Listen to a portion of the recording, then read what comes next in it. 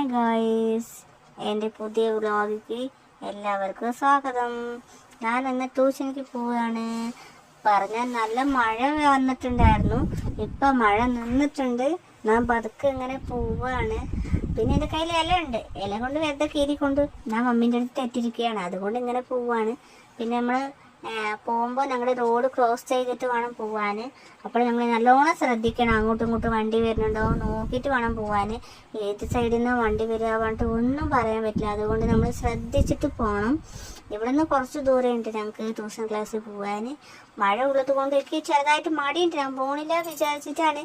എൻ്റെ മമ്മി പോ പറഞ്ഞിട്ട് എന്നെ ട്യൂഷനിക്ക് പോകാൻ പറയാണ്.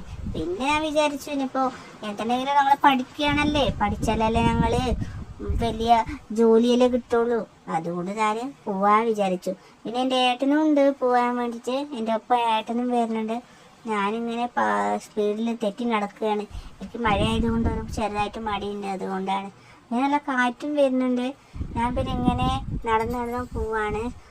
ഇവിടെ നിന്ന് ഇന്ന് കുറച്ച് ദൂരെ പോകണം എൻ്റെ ട്യൂഷൻ ക്ലാസ്സിലേക്ക്.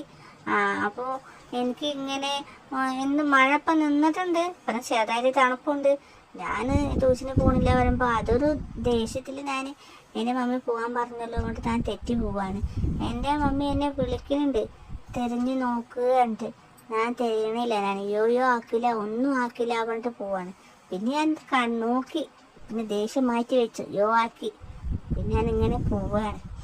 ഞാൻ പോയിട്ട് ട്യൂഷനിൽ പോയിട്ട് നല്ലോണം പഠിച്ചിട്ട് ഞാൻ വരാം. എന്തെങ്കിലും പഠിച്ചാലല്ലേ കാര്യം ഉണ്ടാവുള്ളൂ. ഞങ്ങൾ പഠിക്കാതിരിക്കാൻ പറ്റില്ലല്ലോ. ഞങ്ങൾ കുട്ടികളെ ഞങ്ങളെ നല്ലോണം പഠിച്ചിട്ട് വലിയവരായിട്ട് ജോലിക്ക് പോയിട്ട് അച്ഛനും അമ്മയെ നല്ല രീതിയിൽ നോക്കണം.